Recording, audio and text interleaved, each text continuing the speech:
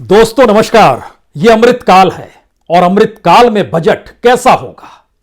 Budget को लेकर कोई भी सामान्य व्यक्ति इस देश में यही सोचता है कि अगर वह बेरोजगार है तो बजट को एक बार देख ले।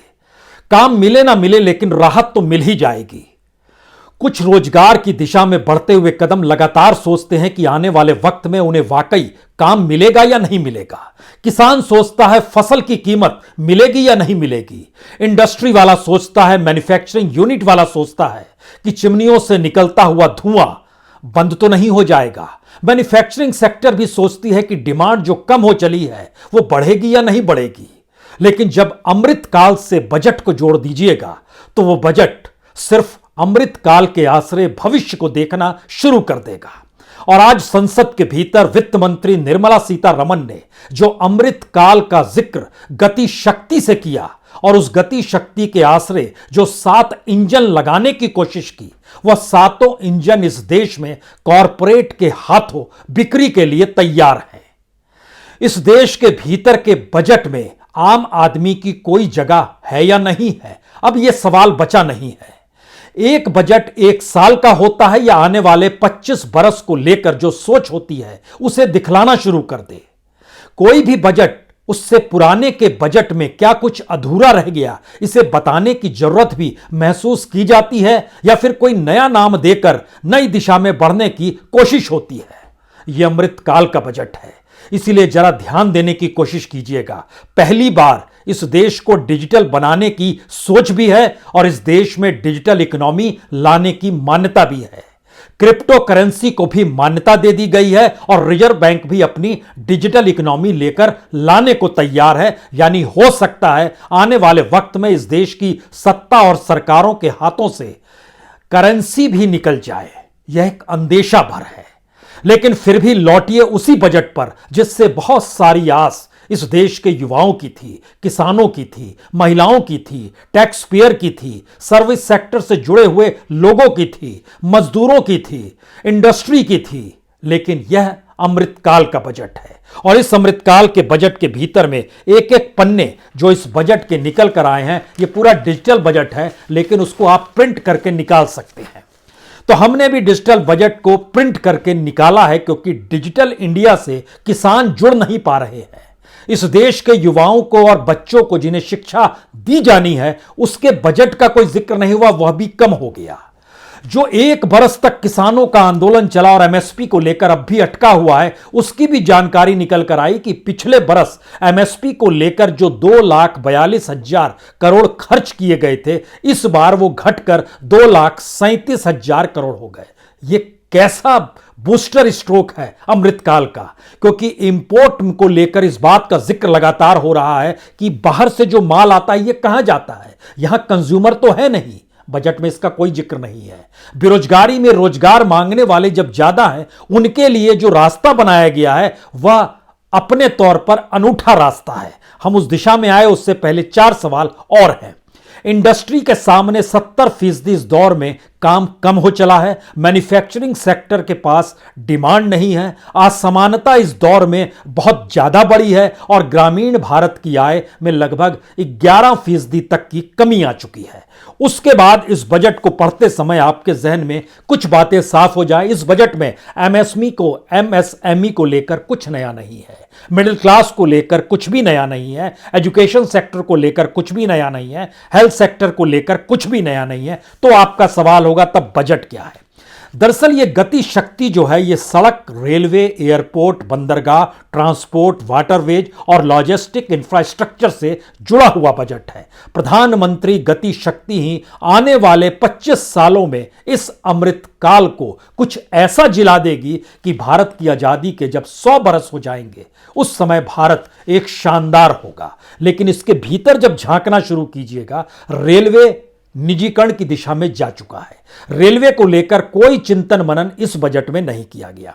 एयरपोर्ट का भी जिक्र है और एयरपोर्ट आज की तारीख में अडानी को दिया जा रहा है। रेलवे के लिए अडानी तैयार है। वो अपने सभी बंदरगाहों को रेलवे से जोड़ने के लिए उन्होंने 7 सेक्टर जो रेलवे लाइन बिछाने के हैं उसके लिए उन्होंने सरकार के पास अर्जी भी डाल दी है। लेकिन फिर लौटिए बंदरगाह। इस देश में बंदरगाह का किंग तो एक ही है, उसका नाम है अडानी। यानी रेलवे, एयरपोर्ट, बंदरगाह तीनों प्राइवेट सेक्टर के हाथ में। सड़क पीपीपी मॉडल के साथ साथ भी टोल टैक्स के आश्रय प्राइवेट सेक्टर के हाथ में। ट्रांसपोर्ट, पब्लिक ट्रांसपोर्ट लेकर आएंगे, लेकिन लेकर आएंगे कहने से काम चल गया तो फिर यह अमृतकाल है। कुछ अगर खाका बताया जाता तो यह बजट होता, जिसका कोई जिक्र नहीं है। वाटरवेज को लेकर भी जिक्र किया गया, किस तरीके से लाएंगे कोई जिक्र नहीं, और लॉजिस्टिक इंफ्रास्ट्रक्चर को लेकर यह दूर की घोटी है। अब इसके भीतर आपके जहन में दो सवाल आने चाहिए। पिछले बजट में भी कोई जिक्र किया गया था, याद कीजिए, इससे पहले 100 स्मार्ट सिटी का जिक्र होता था। इस बार कॉम्परेटिव अर्बन हाउसिंग प्लानिंग को लेकर जिक्र हो रहा है, भूल गए उसको, एक नया नाम जड़ दिया गया। और इन्वेस्टमेंट बढ़ाने के लिए जो सरकार को पैसा चाहिए था, वह लगभग माना गया था इन्वेस्टमेंट 36% होगा, वही घट चुका है, 30% इन्वेस्टमेंट हुआ। यानी प्राइवेट सेक्टर भी सरकार के साथ जुड़कर काम करने की परिस्थिति में इन्वेस्ट करने को तैयार नहीं है। बजट में इससे स्किप किया गया, यानी इसको किसी भी तरीके से अपने हस्ते से झाड़ दिया गया। सरकार ने अपने तौर पर यह काम किया। सवाल यहां पर रोजगार का था। जिक्र किया गया कि मेक इन इंडिया से तकरीबन 60 लाख रोजगार संभव है। यह मेक इन इंडिया का खेल क्या है, खास तौर से तब जब भारत का एक्सपोर्ट इंपोर्ट की तुलना में कम हुआ है। यहां तक कि चीन में भी भारत जो सामान बेचता है और चीन का जो माल भारत में आता है, वह चीन का माल भारत में आना इस दौर में बढ़ गया है। और माल भारत का जाना वह अगर 5% बढ़ा है तो उसका माल आना लगभग 30% बढ़ा है। यह चीन का जिक्र इसलिए क्योंकि इसी परिप्रेक्ष्य में पूरी दुनिया में भारत जो भी एक्सपोर्ट कर रहा है और जो इंपोर्ट कर रहा है, इस दौर में इंपोर्ट की तादाद बढ़ चुकी है। लेकिन हम मेक इन इंडिया से 60 लाख रोजगार पैदा करेंगे, इसका जिक्र किया गया है। आत्मनिर्भर भारत 16 लाख रोजगार यहां से भी जिक्र किया गया है, आ जाएगा। और इसके ठीक समानांतर जैसे ही युवाओं का जिक्र आता है तो युवाओं के लेकर क्या करने वाले हैं। देश की सेंट्रल यूनिवर्सिटीज में वीसीओ का ना होना, माने वाइस चांसलर्स का ना होना, यह तो एक एजुकेशन का मसला है। 10,000 से ज्यादा रिक्त पदों का भी जिक्र होना है। लेकिन एक नई सिचुएशन आ रही है कि यूनिवर्सिटीज के लिए बजट बढ़ाने की प्रक्रिया में सरकार नहीं है। तो ऐसे में युवाओं को हम स्किलिंग, अप स्किलिंग में ले जाएंगे, जो रीस्किलिंग के लिए और डिजिटल और ई पोर्टल लॉन्चिंग किया जाएगा। यानी एक ऐसी परिस्थिति में हम लेकर आएंगे जहां पर युवा जो है वह सामने प्रोफेसर की जगह लैपटॉप खोल ले, कंप्यूटर खोल ले, मोबाइल खोल ले, उसी की प्रोसेस में हर चीज स्किल्ड भी होगा और पढ़ाई भी करेगा। क्योंकि डिजिटल यूनिवर्सिटी खोलने पर सरकार की सहमति, अब डिजिटल यूनिवर्सिटी खोली जाए। अब ई विद्या स्कीम, यानी इसी कंप्यूटर के जरिए आप पढ़ाई कर लीजिए। 200 से 400 टेलीविजन चैनल्स जो हैं एजुकेशन के लिए होंगे, और ई कोर्स जो है टेलीविजन, मोबाइल, रेडियो सब पे चलेगा। ऐसी व्यवस्था कर रहे हैं कि एक क्लास के लिए एक चैनल, एक टेलीविजन चैनल उसके लिए क्रिएट कर दिया जाए।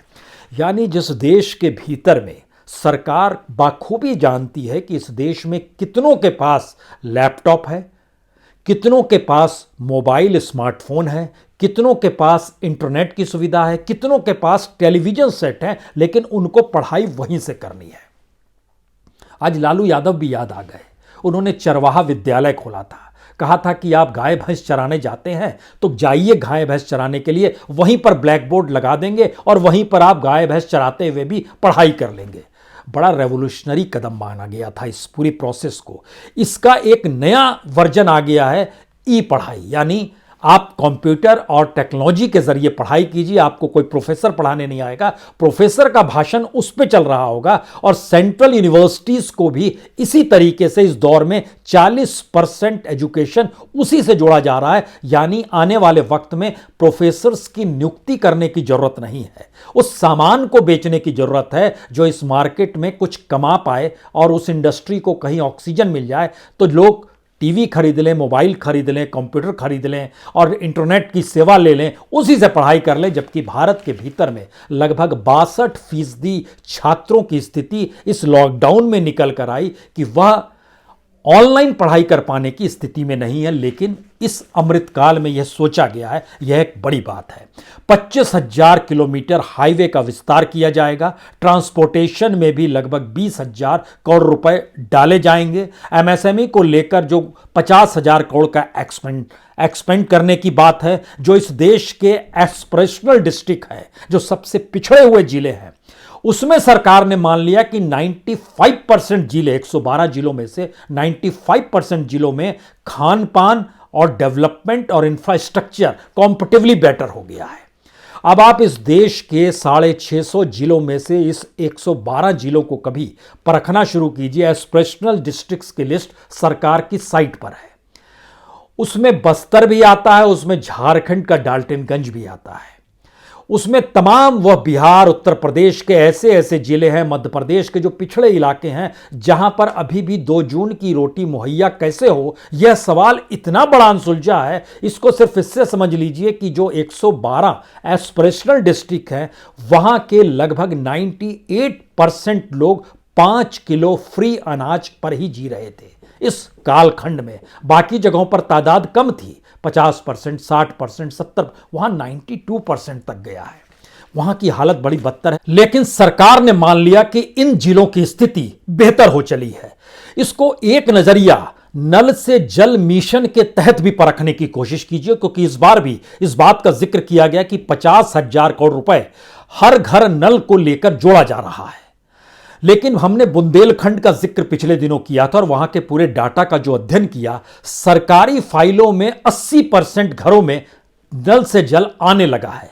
लेकिन बुंदेलखंड की स्थिति यह है कि एवरेज हर जिले में लगभग 12 से 15% के आगे बात बढ़ नहीं पा रही है। तो सरकार की रफ्तार इतनी तेज होती है अपनी योजनाओं को सफल बताने को लेकर कि अक्सर जमीन और जनता पीछे छूट जाती है, सरकार आगे निकल जाती है। और शायद इसी दृष्टि से इस बार 400 वंदे मातरम रेलगाड़ियों का जिक्र किया गया। लेकिन याद कीजिए, पहला बजट 2014 में जब नरेंद्र मोदी का पहला बजट आया था, उसमें बुलेट ट्रेन का जिक्र था। बुलेट ट्रेन तो आ जानी चाहिए थी, लेकिन क्यों नहीं आई। अब यहां पर सवाल आता है किसान का, जिसको 2022 तक उसकी आय दुगनी हो जानी चाहिए थी, लेकिन आय की परिस्थिति इतनी नाजुक है। उसका एक नजरिया हमें लगता है कि उत्तर प्रदेश से भी अगर आप समझ लें, सरकार कहती है कि किसानों की आय इस देश में एवरेज 10,218 रुपए प्रति महीना की कमाई है। अगर आप इसे भी मान लें तो आय दुगनी जो होने का ऐलान किया गया था, उस समय जो एवरेज थी वो 8,000 थी। अब उत्तर प्रदेश में देश के एवरेज से भी कम सरकारी आंकड़ों के मुताबिक 8,061 रुपया प्रति माह का है। यानी किसानों की आय दुगनी तो दूर की गोटी है। अब यहां पर सवाल है कि एमएसपी को लेकर सरकार ने कम कर दिया, 2,42,000 करोड़ से घटाकर 2,37,000 करोड़ कर दिया। लेकिन सरकार के आंकड़े किसानों को लेकर बड़े ही संवेदनशील है।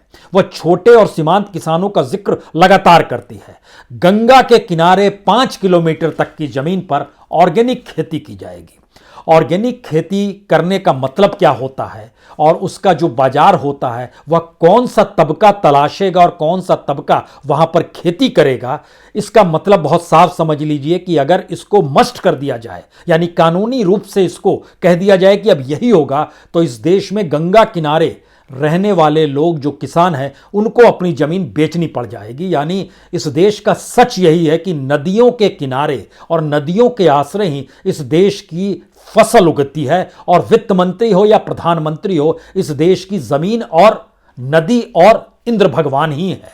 उनके लिए सरकार का कोई इंफ्रास्ट्रक्चर काम नहीं करता है, क्योंकि इस देश की पूरी जमीन को अगर माप लीजिएगा तो सिर्फ अभी भी 27 से 29% ही सिंचाई की व्यवस्था सरकार कर पाई है। आजादी के 70 बरस के बाद आप कहेंगे कांग्रेस को भी जोड़ लीजिए, तमाम सरकारों को जोड़ लीजिए और इस सरकार के 8 बरस भी जोड़ लीजिए। इसको भी जहन में रखिए जिन बातों का जिक्र होता है। लेकिन बहरहाल फल और सब्जी उगाने वालों को राज्य सरकार साथ में मदद करेगी, टेक्नोलॉजी के लिहाज से, बीज के लिहाज से।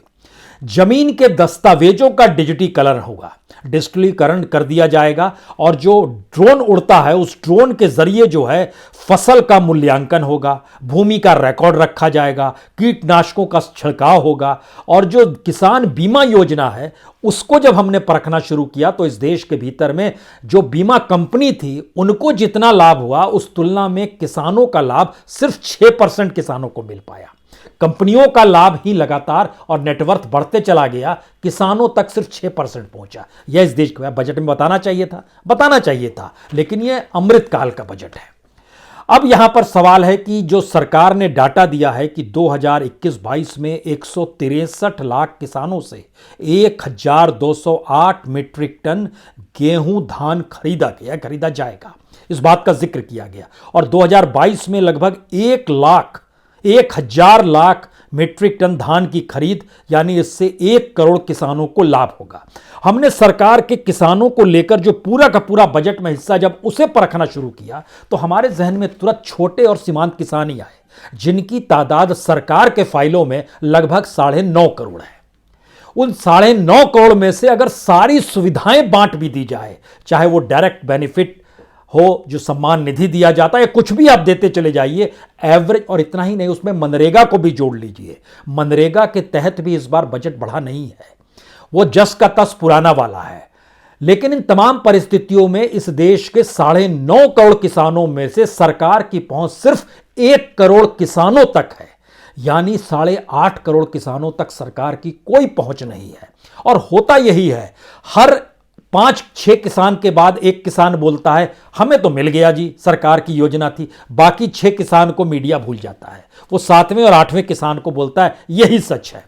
यानी 8.5 करोड़ किसान, 9.5 करोड़ किसानों में से 1 करोड़ किसानों को तक आप पहुंच पा रहे हैं तमाम योजनाओं के जरिए, चाहे फल सब्जी, बीज, टेक्नोलॉजी, सिंचाई, ऑर्गेनिक खेती, धान की खरीद, गेहूं की खरीद, सबको जोड़ लीजिएगा तो भी यही स्थिति बन रही है। तो पहला संकट ये आ गया।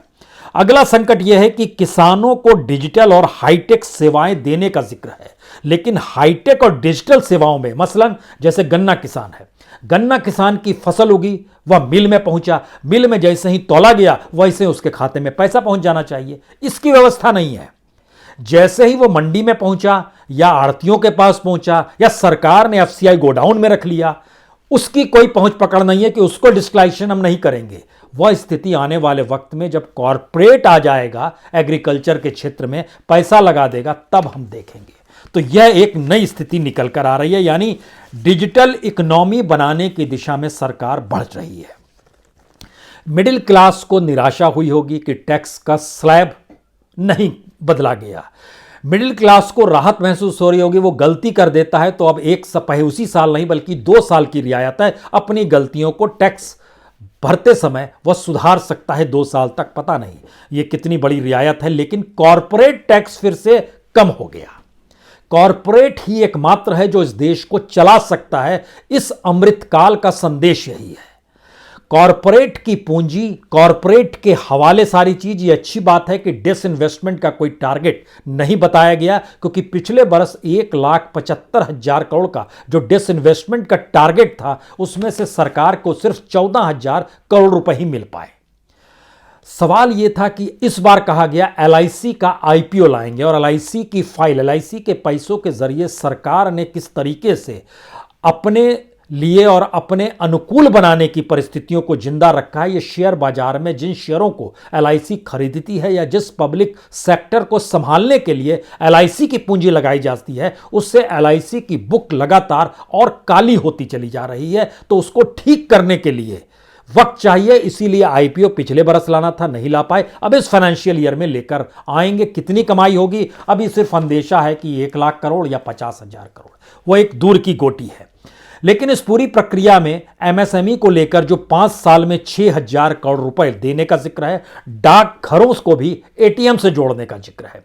वही एटीएम जिसमें कितनी बार आप पैसा निकाल सकते हैं, इसको लेकर भी टैक्स वसूली होने लगी है।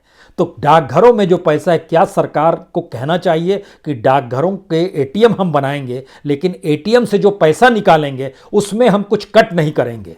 वह भी कट होगा, क्योंकि तमाम जगहों पर जो सरकार कट कर रही है वह एक अपने आप में अनोखी चीज है। आखिरी बात जो सबसे बड़ी महत्वपूर्ण है, सरकार और रिजर्व बैंक ये मानती रही 2018-19 तक कि दरअसल क्रिप्टो करेंसी जो है उस पर आरबीआई की पकड़ नहीं होगी। इस देश की करेंसी जो है धीरे धीरे उन हाथों में चली जाएगी जिन हाथों को अपने अनुकूल चला पाने की स्थिति में सरकार नहीं है। इस बार क्रिप्टो करेंसी को भी मान्यता दे दी गई और अपनी क्रिप्टो करेंसी जो ब्लॉकचेन के तहत लाई जाती है वो आरबीआई भी लेकर आएगी। यानी जिसे पूंजी लगानी है क्रिप्टो करेंसी से कमाई पर 30% आपको टैक्स भरना होगा। अब आप ध्यान दीजिए, इस देश में जो टैक्स का स्लैब है उसमें जिसकी कमाई भी 30% के ऊपर आती है वो क्रिप्टो करेंसी में चला जाए क्या? और क्रिप्टो करेंसी पर आपका जो कहा गया इकोनॉमी इससे बढ़ जाएगी, लेकिन धीरे धीरे इस देश की इकोनॉमी और इस देश की इकोनॉमी से जुड़े हुए दूसरे एस्पेक्ट्स शायद उन हाथों से खेलने लगेंगे जिन हाथों पर आरबीआई का भी कमांड नहीं होगा। आरबीआई को भी इस दौर में कितना कंगाल खोखला बनाया गया। बैंकों को लेकर कुछ नहीं कहा गया। बैंकों को खोखलापन और बैंकों की जो लगातार एनपीए बढ़ने की प्रक्रिया है उसमें कैसे कुछ किया जाएगा। हालांकि बिजनेस करना आसान होना चाहिए, इसलिए तकरीबन 1482 कानून निरस्त कर दिए गए। कहा गया कि ऐसी स्थिति लाई जाए जिसमें कानूनों का रोक टोक नहीं होना चाहिए, बंदिशें होनी नहीं चाहिए। लेकिन ध्यान दीजिए, जब हम इन बातों का आपसे जिक्र करते चले जा रहे हैं तो आपके जहन में एक सवाल होगा, यह तो आप कह रहे हैं, बजट कहां है? बजट नहीं है जनाब। इस बार देश के वित्त मंत्री ने शायद प्रधानमंत्री के मन की बात को कहा है और इसे बजट की शक्ल दे दी है, क्योंकि बजट 1 साल का होता है, उसका लेखा जोखा होता है, हर सेक्टर को दिया जाने वाला पैसा होता है, हर सेक्टर में क्या चीज़ें आने वाले वक्त में डेवलप करेगी इसको लेकर होता है, किन जगहों पर परेशानी है इसको लेकर जिक्र होता है। लेकिन जो सिलसिलेवार तरीके से निकल कर आया कि कुछ चीज़ें सस्ती हो सकती है, कपड़ा, चमड़े का सामान और मोबाइल, क्या चीजें महंगी होंगी, कैसे चीजें होंगी और इस देश के भीतर में कंज्यूमर कैसा पैदा होगा, बजट में इसका कोई प्रावधान नहीं रखा गया। और बड़े ही सुनहरे अक्षरों में अगर इस बातों का जिक्र करें, यह अमृतकाल का एक ऐसा बजट है जो आने वाले 25 वर्ष को लेकर इस देश की सत्ता और सरकार क्या सोचती है और किस सपने को आपको दिखाना चाहती है, आप उसे देख लीजिए। मौजूदा वक्त में आप ये ना पूछिए इस बजट से क्या वाकई रोजगार मिलेगा, इस बजट से क्या वाकई किसानों की फसल की कीमत मिल जाएगी, इस बजट से क्या मजदूरों को काम मिलेगा, इस बजट से क्या महिलाओं को कोई रियायत और राहत है, इस बजट को लेकर क्या वाकई मैन्युफैक्चरिंग सेक्टर का डिमांड बढ़ने की स्थिति में आ जाएगा देश। इसको मत पूछिए, सिर्फ अमृतकाल अपने जहन में रखिए और ये मानकर चलिए कि यह एक ऐसा भपका क्रिएट किया गया है जो आने वाले वक्त में अगर इसी तरीके से चीज़ें डेवलप होती चली गई तो बजट भी गायब हो जाएगा और चुनी हुई सरकार अपने तौर पर जो सोचती है वही नियम और कायदे होंगे जो वह सोचकर संस्थान जो उसके लिए काम करते हैं और संस्थान भी सत्तानुकूल हो गए हैं उसी को सिस्टम मान लिया जाएगा और उस सिस्टम को बताने के लिए देश का मीडिया लगातार तैनात रहेगा। और सबसे बड़ी बात है कि इस देश के लगभग 60% से ज़्यादा गरीब परिवार, उनके लिए एजुकेशन की सुविधा कैसे किस रूप में विस्तृत की जाए उसका एक ही साधन है, यही जो हम आपसे संवाद बना रहे हैं। सामने कैमरा रहे, सामने मोबाइल रहे, सामने लैपटॉप रहे, सामने स्क्रीन पर टेलीविज़न आ जाए, यही है भारत के नए भारत की नई सोच